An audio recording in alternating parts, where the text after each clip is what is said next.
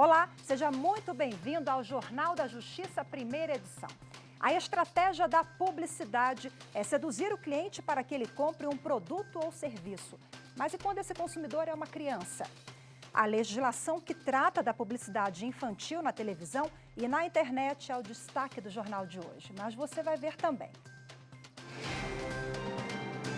Superior Tribunal de Justiça mantém preso estudante investigado por invadir celulares de autoridades. Entre as autoridades atingidas estariam o ministro da Justiça, Sérgio Moro, um desembargador, um juiz e 2 delegados da Polícia Federal.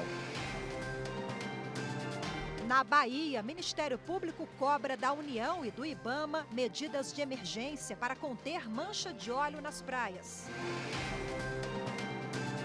E ainda a história de superação de uma frentista que se tornou advogada. O que eu estou sentindo hoje supera tudo que eu passei.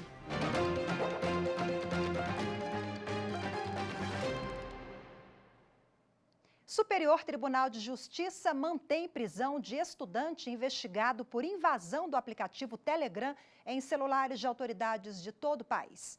A liminar com pedido de liberdade foi negada pelo ministro Reinaldo Soares da Fonseca. O estudante está preso preventivamente desde julho deste ano. Entre as autoridades atingidas estariam o ministro da Justiça, Sérgio Moro, um desembargador, um juiz e 2 delegados da Polícia Federal.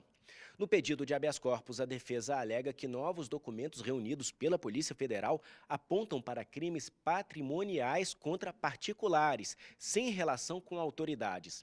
E pede a revogação da prisão ou a substituição por outras medidas cautelares, já que o investigado seria estudante universitário e nunca respondeu a processo criminal. A defesa também questiona a competência da Justiça Federal para conduzir o caso. Ao negar a liminar, o ministro Reinaldo Soares da Fonseca afirmou que os indícios de fraudes bancárias e a gravidade dos ataques à intimidade de autoridades justificam a manutenção da prisão preventiva. Sobre a competência da Justiça Federal, o ministro ressaltou que essa questão já foi resolvida pelo Tribunal Regional Federal da Primeira Região. O mérito do habeas corpus ainda será analisado pela 5ª turma do STJ.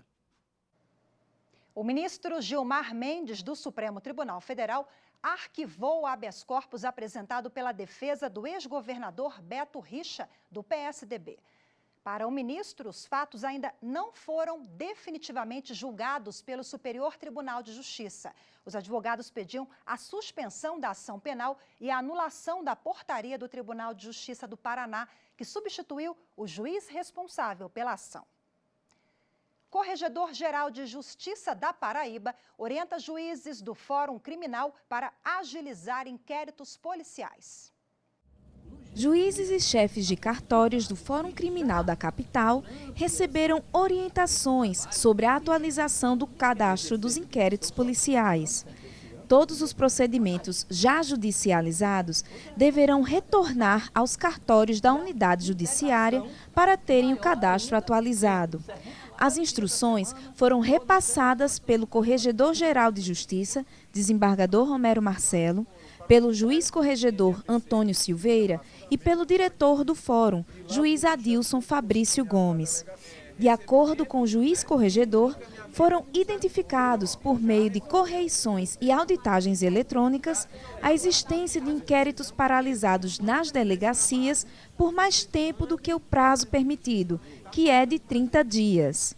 Essa é uma primeira etapa de um levantamento que nós estamos fazendo com vistas a sanear esse problema na capital e depois nós vamos nos dirigir a Campina Grande, onde existia um núcleo também nesse sentido, para solução desses problemas. Esse núcleo foi extinto pelo Ministério Público e por isso nós também estamos atuando em conjunto com um único objetivo, de identificar esses inquéritos e fazer com que eles voltem à sua tramitação normal. O diretor do Fórum Criminal da capital, Adilson Fabrício Gomes, explicou que os inquéritos policiais judicializados e que estão nas delegacias para cumprimento das diligências já começaram a ser encaminhados aos cartórios da unidade judiciária. E a partir daí dá início a novas determinações com vistas para o Ministério Público. O Ministério Público, como dono da ação penal, vai verificar a necessidade de novas diligências ou até mesmo pedir o arquivamento ou oferecer já a ação penal consecutiva.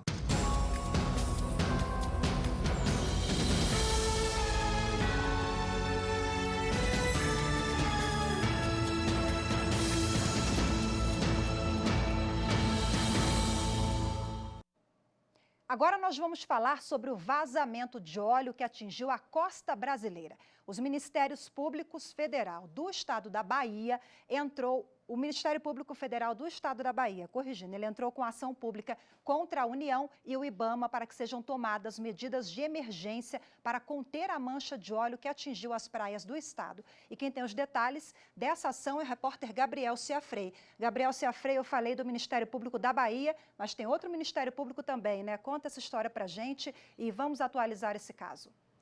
Isso mesmo, viu, Rafaela? Boa tarde para você, boa tarde a todos. Pois é, o Ministério Público Federal na Bahia e o Ministério Público do Estado da Bahia entraram juntos com uma ação civil pública contra a União e também o IBAMA, em decorrência de consequências e riscos causados pelo vazamento de óleo que chegou à costa brasileira e atingiu aí todos os estados do Nordeste, inclusive, claro, a Bahia. Na ação, é solicitado à Justiça que determine em decisão liminar a adoção de medidas de contenção, recolhimento e destinação do material poluente, com foco na proteção de áreas sensíveis do estado da Bahia, principalmente manguezais e estuários.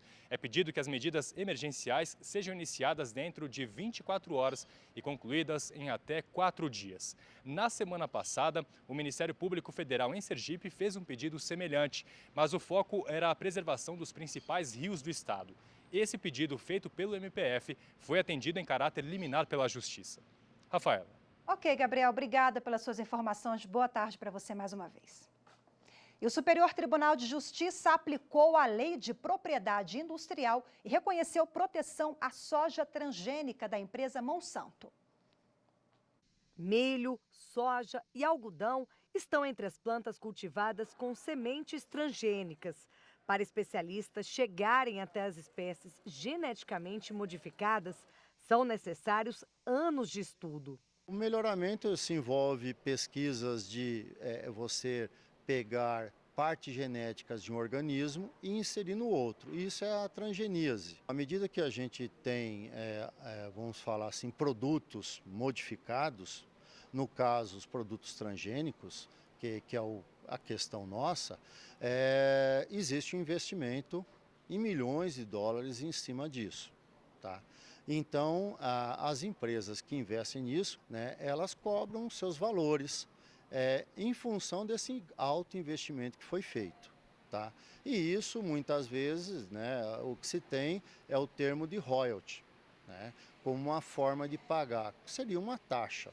Sindicatos de agricultores do Rio Grande do Sul ajuizaram ação coletiva contra a Monsanto do Brasil com o objetivo de reservar o produto da soja transgênica tipo RR para replantio em campos de cultivo e vender a produção independente do pagamento de royalties, taxas tecnológicas ou indenização, sob a alegação do chamado privilégio do agricultor, previsto na Lei de Cultivares. O Tribunal de Justiça do Rio Grande do Sul não aceitou o pedido por considerar que a Lei de Propriedade Intelectual protege tanto o produto, objeto direto da patente, como o processo ou produto obtido diretamente pelo processo. A segunda sessão do STJ manteve acórdão da Justiça Gaúcha. A relatora, ministra Nancy Andrighi, observou que as patentes foram concedidas em razão da inserção de um gene que conferiu à planta uma função distinta da que naturalmente possuía. Por conta disso, os direitos do titular do privilégio vão incidir sobre o atributo modificado geneticamente. Tendo a planta sido reproduzida e a nova geração conservado tal tributo, sobre ela também deve se projetar os direitos de exclusividade. A ministra lembrou que nada impedia que os agricultores empregassem a soja convencional nos plantios, mas a partir do momento em que optaram pelo cultivo de sementes modificadas por meio de invenção patenteada, eles devem cumprir as obrigações financeiras com a empresa por conta da tecnologia utilizada. E no próximo bloco nós vamos falar sobre o que diz a legislação em relação à propaganda infantil. Não saia daí, eu volto já. Eu acho que a justiça é uma luta pelos direitos e igualdade e uma forma de a gente conseguir sanar desigualdades sociais no cenário atual.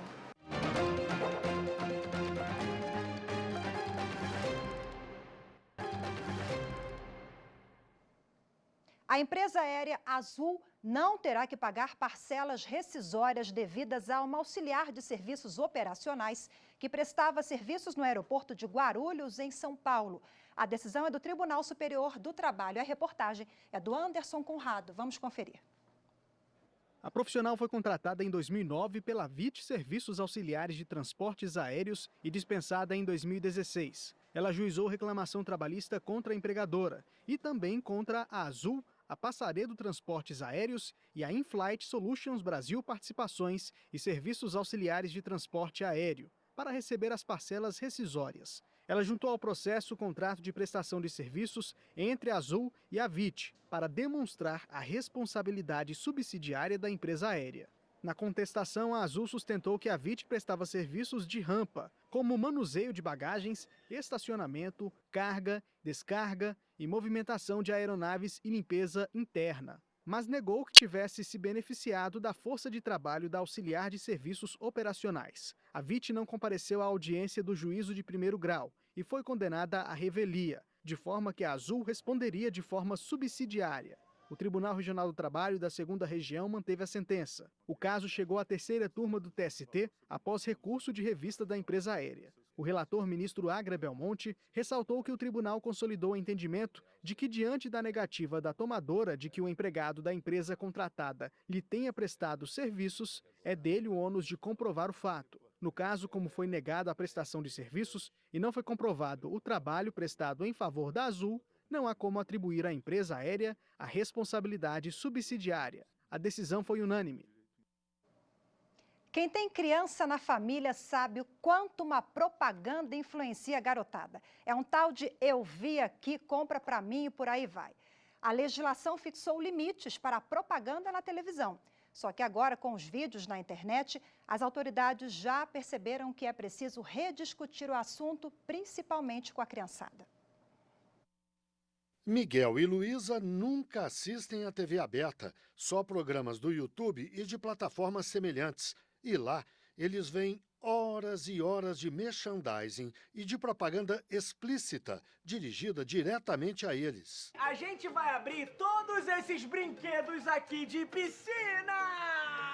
Na televisão, antigamente existia propaganda para crianças, né? Isso foi filtrado por causa da legislação. Como eles são mais vulneráveis à propaganda, a propaganda não pode ser direcionada diretamente a um público tão inocente mesmo, né? Que não consegue discernir o que é o que não é real da propaganda. No YouTube, eles ainda acreditam que é uma terra sem leis. Ao menos assim, eles repassam para a gente a imagem. O resultado, claro, está nas mãos dos meninos. Além dessas revistinhas anunciadas no programa, eles sonham em ganhar tudo o que vem. Tem todos os monstros. O rei monstro é o medo do Super Fox. Olha aqui a casa dele. Olha aqui a casa dele. Quando você coloca uma criança horas a fio diante de tantos apelos publicitários, essa criança, ela troca o ser pelo ter. Para defender os pequenos, a mãe impôs regras. A gente cortou a televisão do quarto, né? Eles não assistem lá. O tablet o Miguel tem, eles têm acesso ao celular quando estão monitorados e fora de casa. Eu tenho celular. Mas aqui dentro o YouTube é visto na televisão da sala, onde todo mundo transita. É bom que as famílias estejam atentas, mas o artigo 227 da Constituição diz que a sociedade e o Estado também têm o dever de assegurar os direitos das crianças e dos adolescentes. A Lei 8.078, que criou o Código de Defesa do Consumidor, é direta. É proibida toda publicidade enganosa ou abusiva que se aproveite da deficiência de julgamento e experiência da criança. E apesar das mudanças que o governo federal promove no CONANDA, o Conselho Nacional dos Direitos da Criança e do Adolescente, ainda está em vigor a resolução que proíbe publicidade dirigida diretamente às crianças. E a norma ainda detalha restrições como o uso de músicas infantis ou cantadas por vozes de crianças e de pessoas com apelo ao público infantil. Até o CONAR, Conselho Nacional de Autorregulamentação Publicitária, se atualizou e passou a condenar o merchandising em qualquer veículo de comunicação. A Secretaria Nacional do Consumidor, do Ministério da Justiça, afirma que quer fazer um debate nacional sobre o assunto. Para que possamos, de uma maneira muito civilizada, discutir e fazer uma atualização dessas regulamentações, porque também precisamos hoje entrar num território que há 5, 6 anos atrás não era ainda imaginado e que hoje é uma realidade presente, que é a veiculação dos conteúdos por streaming em plataformas digitais.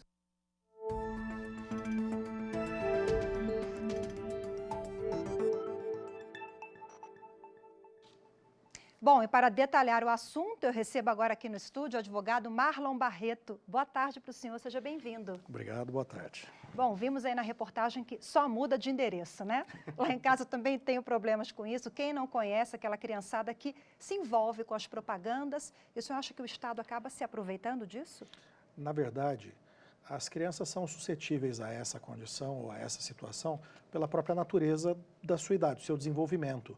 Não varia muito de uma criança ou para outra, é mais uma questão em direito a gente chama essa condição de hipossuficiência. Ele não tem a capacidade de enfrentar o outro lado com igualdade.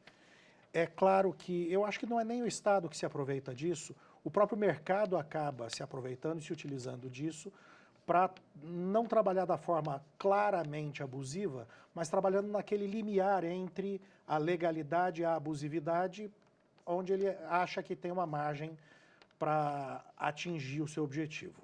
Esse tipo de propaganda na televisão é mais fácil, né, de regulamentar e de tentar controlar. Já na internet é complicado, uma matéria sensível, né? É muito mais fácil o controle da TV, seja ela aberta ou fechada, por uma série de razões. Primeiro, porque o mercado publicitário dentro das TVs é um mercado feito exclusivamente por agências que são credenciadas, que são catalogadas, pertencem a um sistema de autorregulação, como foi dito na chamada, que é o CONAR. O ramo da publicidade é um ramo que se autorregula. Eles mesmos impedem as abusividades das propagandas entre eles. Nós já vimos isso no passado com bebida, com cigarro, e atualmente quase 2/3 dos julgamentos e das limitações ou impedimento de veiculação que o CONAR tem condenado são muito ligados à abusividade voltada para a criança. Propaganda alimentar, propaganda de brinquedos, venda de produtos. Venda casada, às vezes, né? Ou a venda casada ou aquele anúncio do produto fantástico. Aquele brinquedo que faz tudo na propaganda e ele é, na verdade, só um boneco ou só um brinquedo na vida real. Esse é o tipo de propaganda abusiva ou propaganda enganosa? Esse é um tipo de propaganda abusiva. O Código de Defesa do Consumidor, no artigo 39, no inciso 4º, diz que uma das formas de abusividade é exatamente você criar uma condição que impeça o consumidor de entender a realidade em razão da sua idade. Então a criança acha que aquele boneco voa, que aquele boneco realmente atira o que atira, seja qualquer forma e acaba insistindo. A ideia da criança do mãe compra para mim, né? É verdade. Agora, como coibir essas irregularidades? É um desafio, né? É um desafio muito grande. Primeiro porque a internet é um campo vasto demais e em que a gente tem a atuação de muitos atores que não são necessariamente regulados ou registrados oficialmente. Então isso acaba tendo um campo amplo demais. O CONAR tem tentado, de alguma forma, entrar na limitação ou na fiscalização desses mecanismos de publicidade dentro da internet. Mas isso acaba atingindo só os chamados canais oficiais, ou os canais de maior alcance. O senhor é orientador de uma pesquisa que trata justamente sobre esse tema. Quais são as principais conclusões? A minha aluna Amanda Santos fez agora uma pesquisa de conclusão de curso muito interessante sobre a questão da publicidade voltada para as crianças. A conclusão que a gente chega acaba sempre voltando para aquelas primeiras e mais simples orientações que a gente tem. Fortalecer a convivência familiar, melhorar o diálogo familiar, os pais participarem ativamente das atividades dos seus filhos, diminuir ou limitar o acesso, seja à TV ou ao computador, manter o acesso principalmente ao computador em local que não seja escondido, não seja fechado, um local de passagem pública, de acesso. Não precisa, a gente hoje costuma dizer que você não precisa fazer necessariamente aquela vigilância ostensiva, mas os pais terem o hábito de visitar o histórico do acesso, né, das crianças. Isso. Quer dizer, são pequenas dicas, mas preciosas, que podem fazer a diferença Sempre nesse valem controle, a pena, né? é verdade. Doutor Marlon, mais uma vez, obrigada pela participação. Uma boa tarde. Eu que agradeço. E você vai ver no próximo bloco a história da frentista que largou o trabalho para estudar direito. Não saia daí. Justiça é algo que traz igualdade para todos, eu acho.